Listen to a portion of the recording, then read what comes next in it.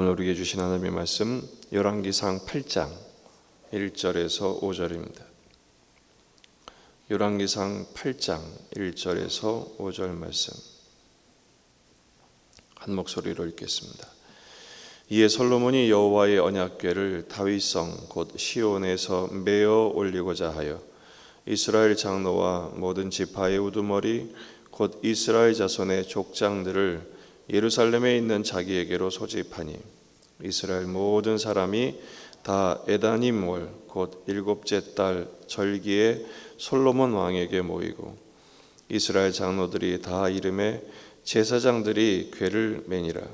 여호와의 궤와 회막과 성막 안에 모든 거룩한 기구들을 메고 올라가되 제사장과 레위 사람이 그것들을 메고 올라가매 솔로몬 왕과 그 앞에 모인 이스라엘 회중이 그와 함께 그 궤 앞에 있어 양과 소로 제사를 지냈으니 그 수가 많아 기록할 수도 없고 셀 수도 없었더라. 아멘. 본문에 계시된 주님은 어떤 분이신가? 주님과 더 사랑하기를 원하십니다. 마침내 낙성식이 진행이 됩니다. 낙성식이란 것은 공사가 끝났다라는 것입니다. 성전 건축이 완공되었습니다. 하지만 방점을 찍기 위해서는 가장 중요한 행사가 남아 있었습니다. 언약궤를 드리는 것입니다.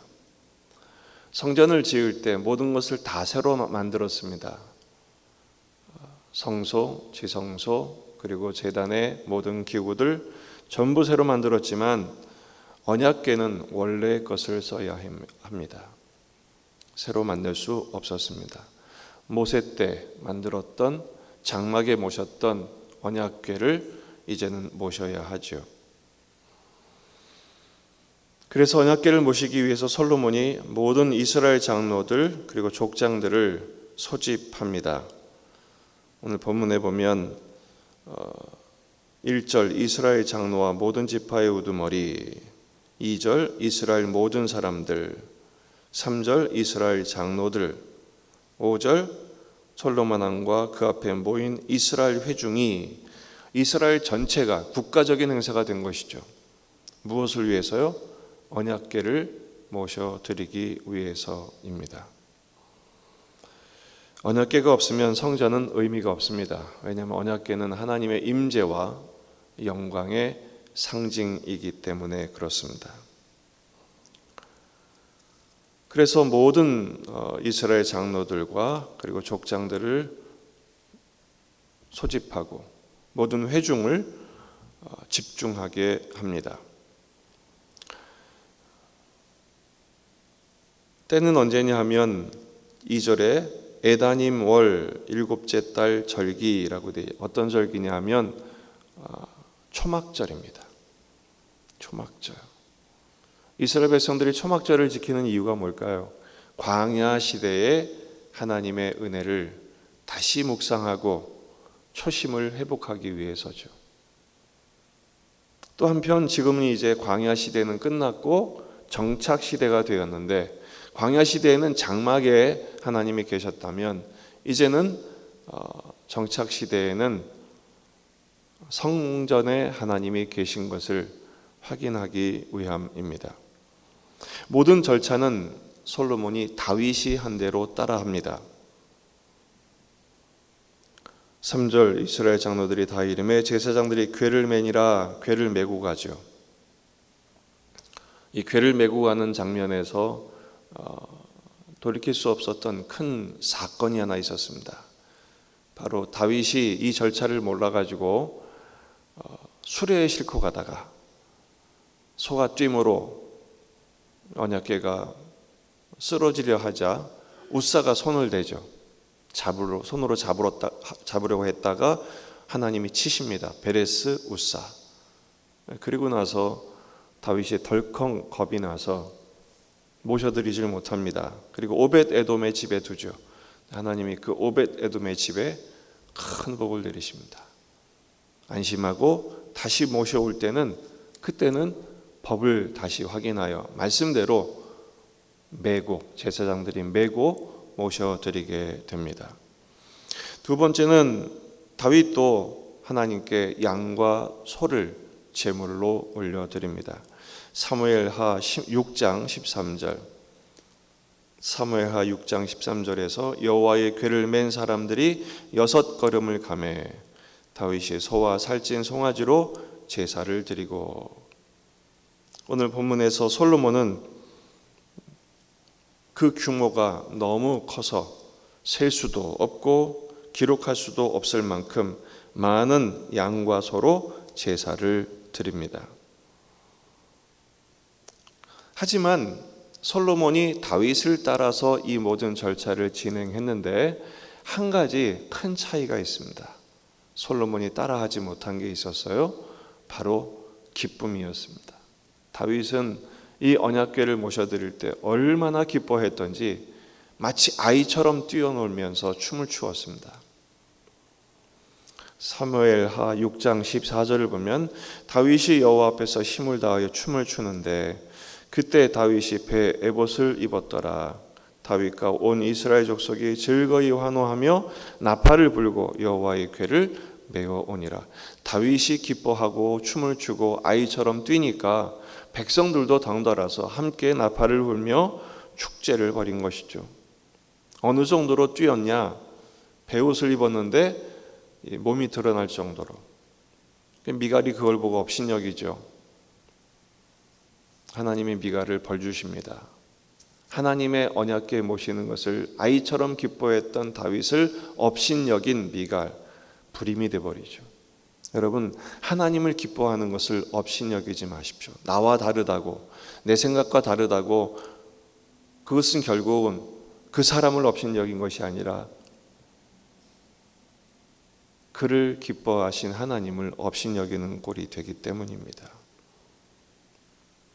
어찌됐든 솔로몬에게는 지금 모든 절차 얼마나 장엄했겠고 얼마나 대단했겠습니까? 한 가지 빠진 게 있어요. 솔로몬의 감정이 표현이 안 돼 있어요.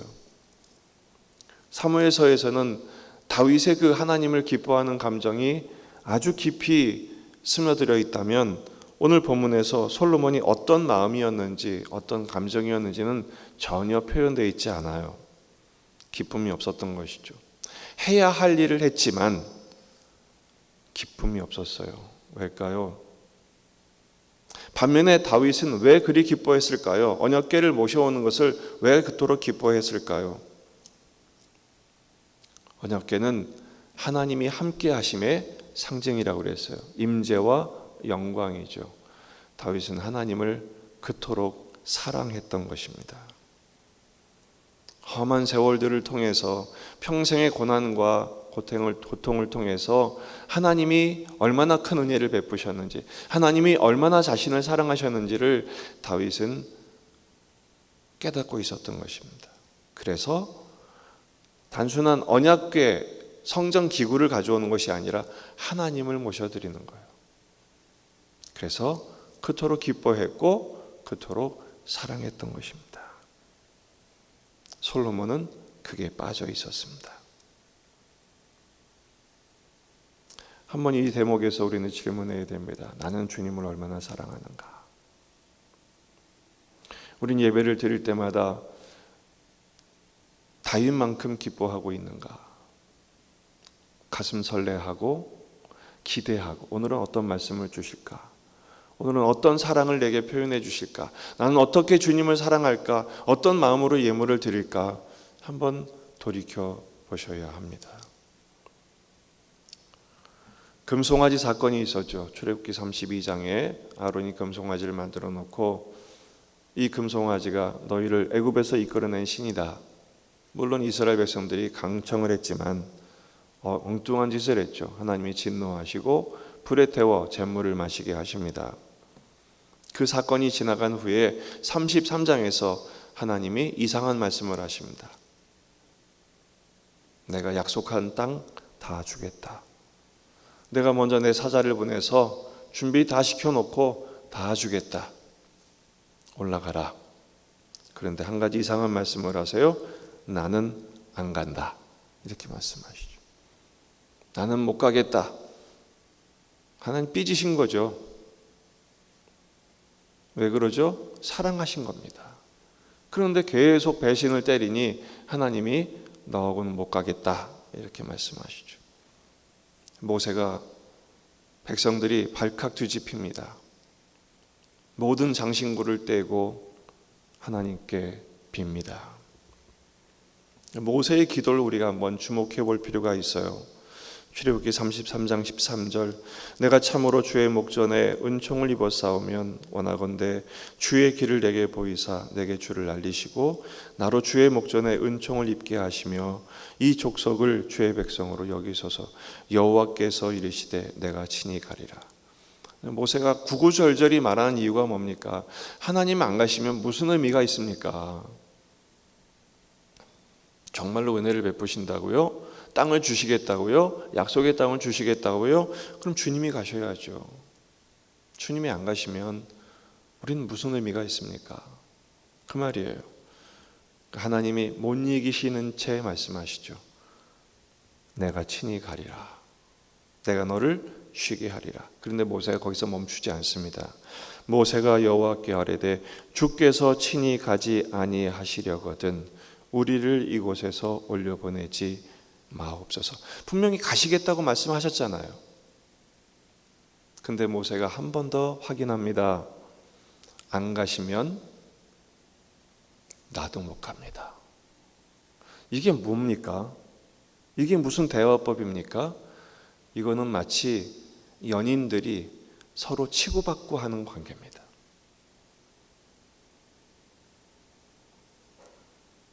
당신 나 사랑해? 아 그럼 진짜 사랑해? 지금 그거예요. 거기에 깊은 의미가 담겨 있어요.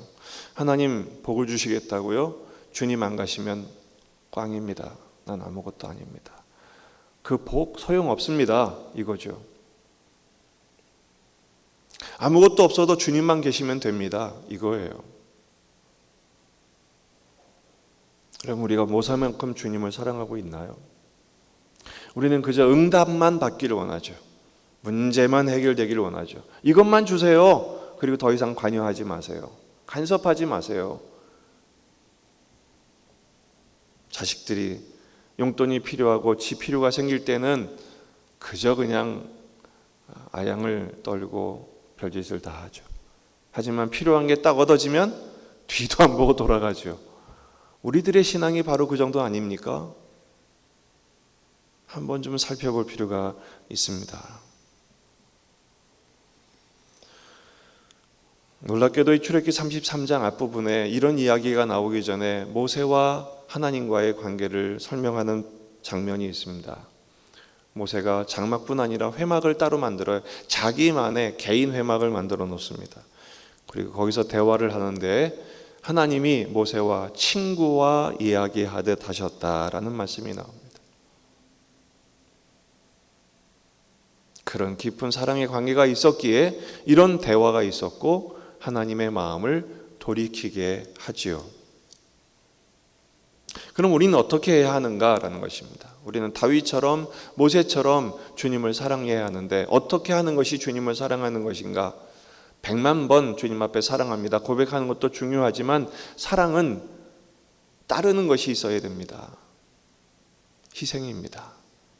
섬김입니다. 요한복음 14장 23절 요한복음 14장 23절 말씀이 매우 중요합니다. 예수께서 대답하여 이르시되 사람이 나를 사랑하면 내 말을 지키리니 이거죠. 말로만 사랑하는 것 뭐 그것도 중요하지만 정말 사랑한다면 사람이 나를 사랑하면 내 말을 지키리니 내 아버지께서 그를 사랑하실 것이요 우리가 그에게 가서 거처를 그와 함께 하리라. 그리고 15장에서 하신 말씀 내 안에 거하라 나도 너희 안에 거하리라. 사랑의 신혼방을 주님이 만드시고 초청하시는 것입니다. 솔로몬이 언약궤를 모셔가듯 해서는 안 됩니다. 다윗처럼 주님을 모셔드려야 합니다. 기뻐하고 아이처럼 기뻐하고 사랑하는 것이죠. 오늘 그 주님을 내 마음에 주님으로 사랑으로 모셔드리십시다. 그 주님의 말씀을 내 인생의 가장 소중한 사랑의 말씀으로 새기십시다. 그리고 오늘 하루의 삶이 어떤 일을 하든 무슨 일을 하든 주님과 사랑하는 동행의 여정이 되도록 우리의 관점을 바꾸십시다.